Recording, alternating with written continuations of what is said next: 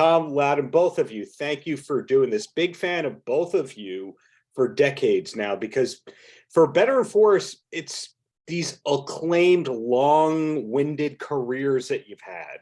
These like, 40 years of just this and all that. So this new play that you have, that's a revamp of the old play. Is it identical script-wise, or is it evolved in some way? Oh, no, there is no old play. This is a play I wrote very recently called Kip and Sylvia, Tonight on D-Deck.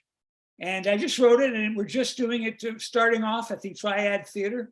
And no, but I have a lot of old stuff in my garage that I could talk about that, you know. But what I mean by that is there was a previous presentation of it at the Triad. Yes, a couple of months ago. It was done by the wonderful actor Richard Kind and Jackie Hoffman. And they're, you know, and they only had a brief moment in their series. And I got now my original Want, who was too big in the business to do it originally, but he's now made room for me. My old and dear friend, not old, but we've been our friends for years.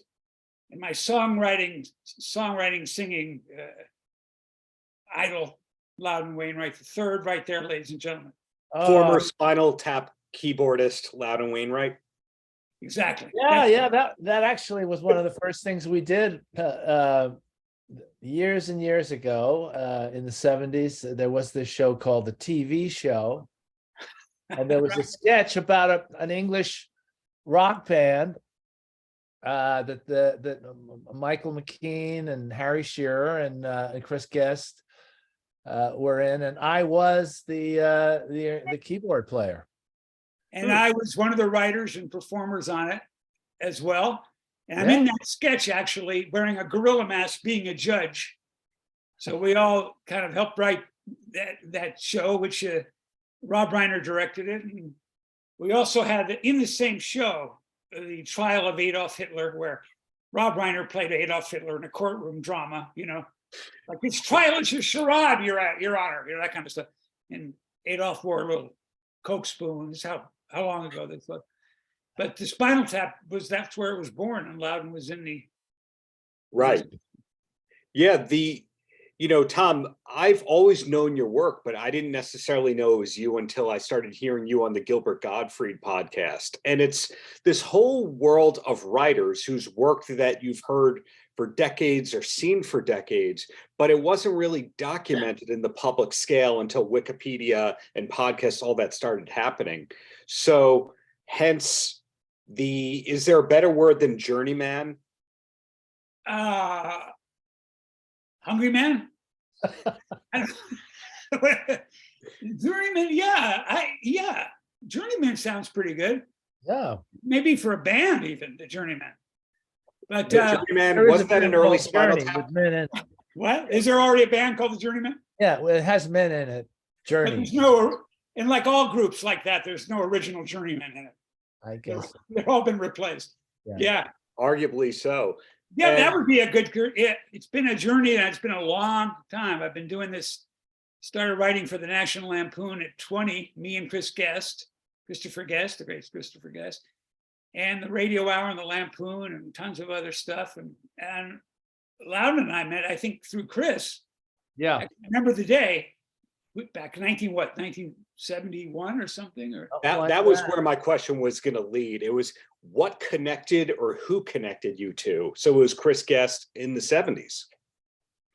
Well, what I remember was it's a kind of a whole bunch of interesting people. For me, I went to Carnegie Tech to study acting in the late 1960s. I only stayed for a year and a half, but while I was there, Michael McKean was in my class, along with David Lander. Lenny and Squiggy were in that class. Yeah. They were kicked out of the school, and Michael and David went up to NYU. And I think correct me if I'm wrong, Tom, but that's where they met Chris. And you were there too, right? Right. They'd already been to college. I was 7, not to them, that much younger than them. They'd already been to college 2 years, and I came up at 17 from high school. And I met first day Mike McKean and Christopher Guest. And speaking of being kicked out, they wanted to hold me back at acting school, hold me back. try to explaining that to your father that you're getting held back at acting school. And I said, you can't hold me back. I'm appearing at the Cherry Lane Theater in this play, and I had to leave to be in this play. And, so, but and through Mike and Chris, through Michael, I met Dave Lander, Squiggy, and heard all about you and Loudon, and they had a group at Carnegie Tech and that they used to call the Malt Shop, I think. Yeah. Right. Yeah. And I remember always being, I wish I'd been part of that, And so that's our connection very early on. So it's a bunch of people who do music and comedy together, because Loudon, in your case, you have more credits as an actor than most, quote, working actors at this point in time, even though you're one of the great songwriters, in my opinion. I said that, you didn't say that. So the first time that you acted on screen, did you ever think there was going to be a second time? Well, I wanted to be an actor. I went to Carnegie. Then I got swept away in the summer of love, dropped out, went to San Francisco, became a kind of hippie, and then started to write songs. So I didn't imagine that I would get any acting work. But around 1973 or 4, after I'd been in the music business for a while, Larry Gelbart saw me playing at the Troubadour, which was still is there. It's a legendary club. Yeah. On Santa Monica in LA. And he just happened to be there, and I was doing a show, and he approached me and talked to me about a character in MASH, the television show MASH, that would also sing and play the guitar. So that was my first real acting gig, after dropping out of acting school. All of a sudden I was in the biggest and most famous television show in America. I wound up doing 3 episodes that season, but it just kind of dropped in my lap. I was extremely fortunate. Yeah. Well, you mentioned the Troubadour, and my favorite factoid about the Troubadour was that the bar manager in the late 70s, or definitely the early 80s, possibly the late 70s too, was John Taffer from Bar Rescue. Do you remember him from the past? I'm not sure I know who John Taffer is. Tell me. Tom, do you know who John Taffer is? Was he the bartender at the Troubadour? No, I don't know. I have no idea.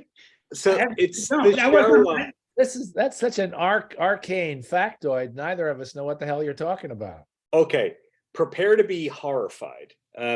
There's a show that's always prepared on the Paramount Network, which used to be Spike TV, called Bar Rescue, which this show is essentially this guy who has decades of success with running bars, turning bars and businesses around. It basically goes in and yells at the bar and tells them what miserable failures they all are and how they're doing everything totally wrong. And then he revamps the bar, and at the end, it's this feel-good story. But that guy was running the Troubadour. Wow. Around when Elton was there and Loudon was there? Definitely around the Van Halen era. Yeah. They were later than we were. We were there before Van Halen. Yeah. Not by much. I mean, Van Halen got signed in 77, I believe, and they were gigging around there at 74, 75. So whether or not you want it to be, they're contemporaries, Loudon. Oh, okay. All right. I stand corrected.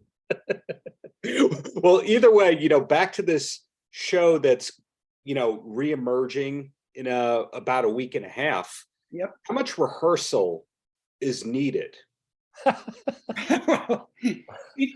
Judging from yesterday, lots of rehearsal. No, it's a staged reading with songs. I wrote the songs, and I wrote the book, the script, as you said, and it's a stage reading with a piano player, and but even so, it feels like a full production, and it's so it's a staged reading, so it doesn't have to go to New Haven for 3 months and come back in.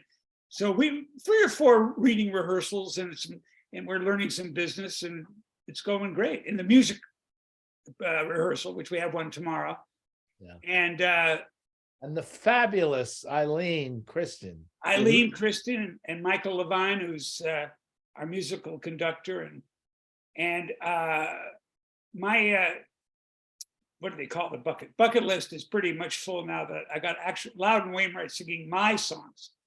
That boy, that's you know, it's always you always want to be able to do the thing that, you know, I know a lot of comedy writers and everybody wants to be a musician, and every musician seems to want to be a comedy writer. But so I got kissed with both of those ambitions, having Loudon singing my stuff. I'm just so thrilled. So Loudon, when it comes to musical direction, what kind of musical direction will you take from Tom? Well, they are his songs, and they're great songs, you know, very funny. But also, one of the things I like about them is that there's a lot of sweetness, and I don't that mean not in a saccharine kind of a way. I mean, they're heartfelt and romantic. I think is what they are, or a number of them are, and then some of them are just kind of silly and wonderful. But I started to hear Tommy's songs a few years ago. When he played me "It's Cold in the IGA," I thought I was going to fall down and die. It was so funny. I'm speaking to you in my house. There's an IGA 300 yards from my house, so it hit me where I live, literally. The IGA, I should tell them, is, as we said yesterday at rehearsal, it's a grand name for this kind of dumpy supermarket called the International Grocers Association. Actually, I looked it up. Let me get. Okay, good. Technically, hold on. All right. Well, I had a house across the bay from Loudon in those days that had an IGA too, out on the tip of Long Island. And the IGA is a grocery store, and it was always freezing cold. And the cashier had an infected eye for years, and she'd scan your stuff and kind of gross you out. And so I just wrote this song called "It's Cold in the IGA" and played it for Loudon, and he liked it. And Loudon was the first to really encourage me to. IGA stands for Independent Grocers Alliance, which is an even better word than association. Yes, okay, we'll have to change that in the script. Yeah, no, I looked it up. Oh, right. Okay, great. So, yeah, but there's lots of songs in it, and Eileen and Loudon. They play, if I may tell you, the plot of it is Loudon and Eileen Kristen play Kip and Sylvia Glasscock, the two very unsuccessful songwriting husband and wife team, it all takes place on the doomed ocean liner, the Concordia, which is a real boat that crashed in Italy a few years ago. Many people were killed. The captain was put into prison. And at the beginning of our show, we see a video that says, "Welcome back to the Concordia 2." You hear this in an Italian accent. And I want to thank everybody. This is the captain. It's wonderful to be out of prison. And I want to thank everybody for their courage. And I want to apologize for the lack of lifeboats and the clogged toilets. Hopefully we won't need them, the lifeboats, not the toilets. Now on to the fun.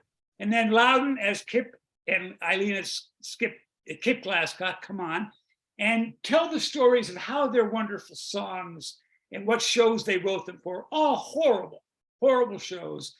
And very funny, horrible shows. And as Loudon says in the show, here's some of the songs that made us friends, you know. Yeah.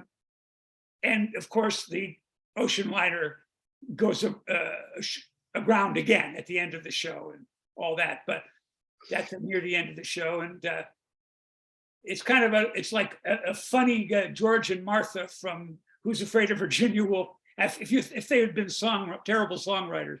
But the songs are actually good, but the marriage isn't. And that comes across on stage. Well, Loudon was saying before that the songs are sweet but not saccharine. And knowing some of the names that we've already talked about, it sounds like A Mighty Wind, where those songs manage to be funny, yet heartfelt, yet you could see the satire going on at the same time, that it's multi-leveled. Yeah, I think so. I hope so. It seems to be the reaction. Yeah. No, they're good songs. That's the main thing. Well, down to 2 questions because you've been generous with your time, and I want to be mindful of the time of 2 geniuses. The first one is, I'm gonna get in my genius nap. pretty soon. Yeah, I'm waiting for mine too. well, Tom, once you put on a show, some people then start to think, well, I'm going to conquer the world and we're going to have this open in 12 cities and then we're going to go to Broadway.